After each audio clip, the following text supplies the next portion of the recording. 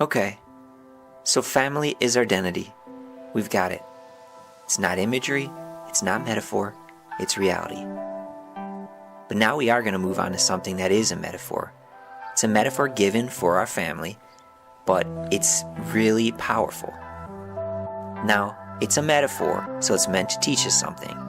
Okay, the image is that we, both the global church and individual local churches, are a body.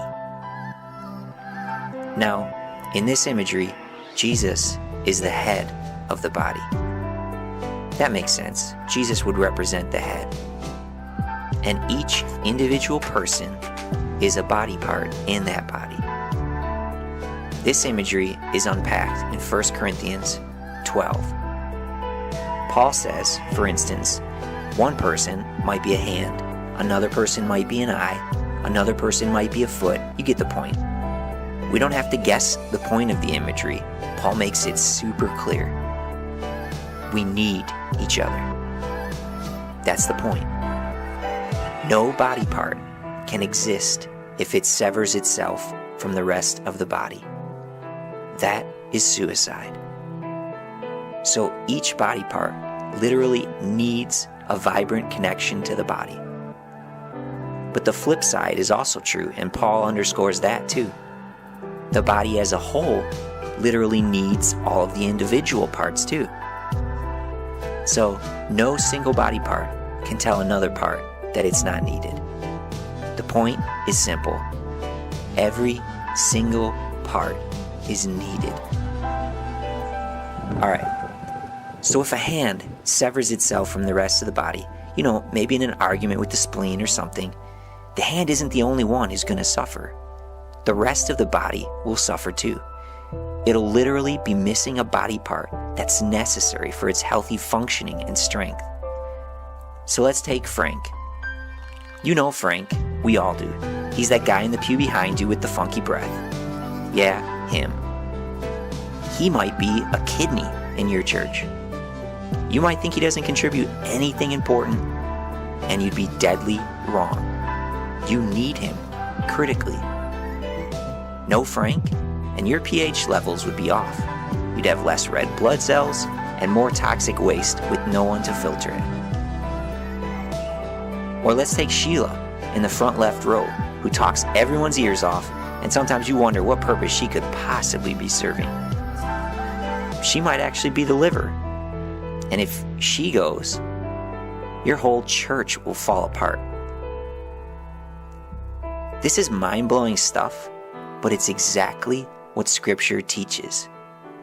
1 Corinthians 12:18 says point blank, God has arranged each individual body part in the body just as He chose. Think about how many churches are weak and diseased because of organs or limbs that went rogue due to fights or bickering. And for that individual person, the consequence is just as serious. This is why learning how to deal with conflict is so critical. We literally need each other. We are literally interdependent. And it literally is a matter of life and death for each individual body part. Also, this whole body part imagery thing shows that there's no substitute for the local church as a whole either. Gathering together with a few friends for coffee and prayer is great because it brings together maybe 2, 3, or 4 of the body parts, like maybe a shoulder, an eye, and a pancreas. But you're also going to need connection with that kidney and that liver.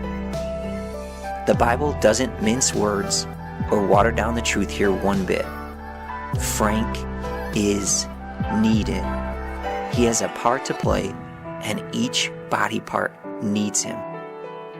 So never make Frank feel unwelcome. Maybe slip him a Tic Tac every now and then or something. Okay, so that's one side of the coin. You need the other parts. But the other side is that each of the other parts need you. Even body parts that don't get along at all still need each other. Gathering together as a local church is maybe the only time in our weeks where we get vital, rich connection with all the other parts of the body. And it might be the only time in the week that the other parts get vital, rich connection with you. Even if it's only for 60 minutes, it's beyond critical. It's life and death, and the biblical word is need. We literally need each other the way each body part needs each of the others.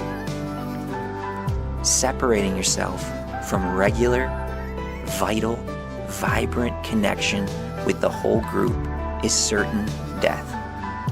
It's exactly like a handful of body parts deciding to go AWOL and amputate themselves for a while, even if they still meet privately.